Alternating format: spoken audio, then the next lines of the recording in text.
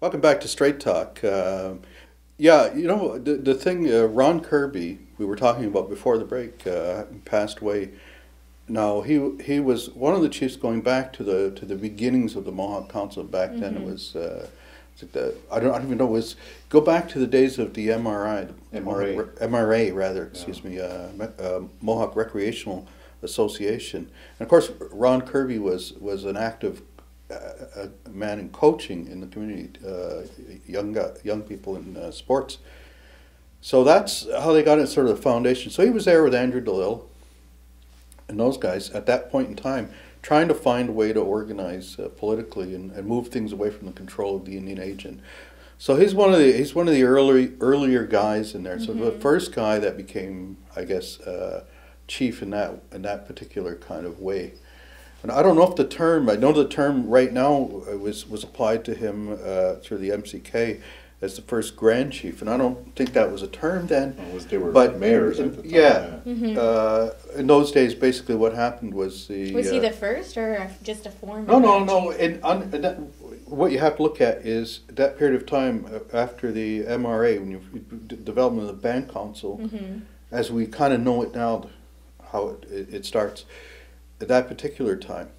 Yeah, I mean there were chiefs in the community before that, but in that sort of modern phase, that I'll put it that way, he was active in there. That's that whole period in the '60s, the Trudeau years, Mm-hmm. and so on, where it's this whole idea of self-governing ideas. I mean, I hesitate because now it has a bad name, self-government.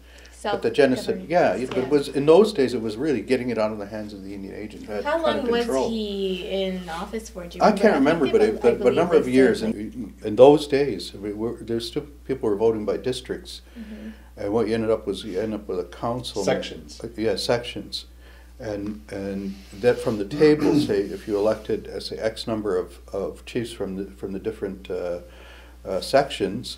Those guys then among the table, they voted on who was to become the chief spokesperson Mm-hmm. for the table, Mm-hmm. and the others. Oh, so there was no So voting no, for that didn't council start. and That then a actually grand didn't chief? start. No, that didn't Okay. start until I don't know if it started with Andrew or if it started with Joe Norton. But Mhm. I think the first one was with Andrew, Mm-hmm. where it was the popular sort of vote for the office of Grand Chief came about through that period of time. But anyways, So anyways, so it's a passage. Yeah, It's a and passage. So we do, part of history. as a panel, and of course on behalf of the community, we do offer our condolences to Condolences. the family. Yeah. And so the community meeting was canceled, but however, there was a lot of people looking forward to a specific item on the agenda. Which again is the which bridge. Is the bridge. And where does this issue stand at this point? I don't know, Mike. Do you have a better handle on it than I do? I don't know. Right now, I guess that they finalized their committee. Who I don't exactly know who. They have a few people. I know that there's George Montour, Larry Daibo, Larry Uh, Dival, there's Nuji and Mark Standup, or they were alternates. they're alternates, and I don't know exactly. I think that there was a press But release. this is over the certification process. On the certification process of it. But I suppose I've been speaking to, some of the guys who were on the union side, and some that are with the NBC, and it's still tough.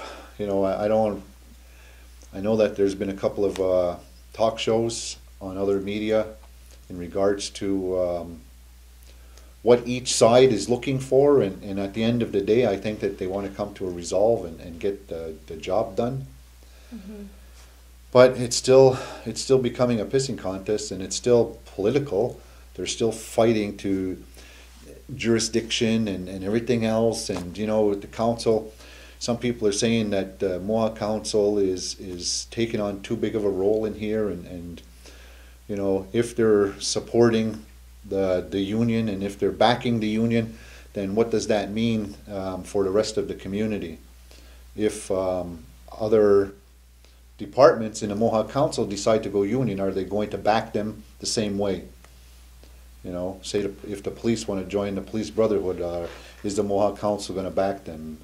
if their drivers, their public workers want to join the Teamsters, are they going to back them? Well, But the Mohawk Council said, and I'm just repeating, I mean, we had gone to a press release a press conference a couple of weeks ago when they initially put out the press release, and I asked point blank in the press conference, I said, is this council's way of, getting the union into the community? And they said, no, this has nothing to do with union versus non-union or anything. It's just to make sure that the men from Kahnawake who are qualified get the opportunity to work on the bridge.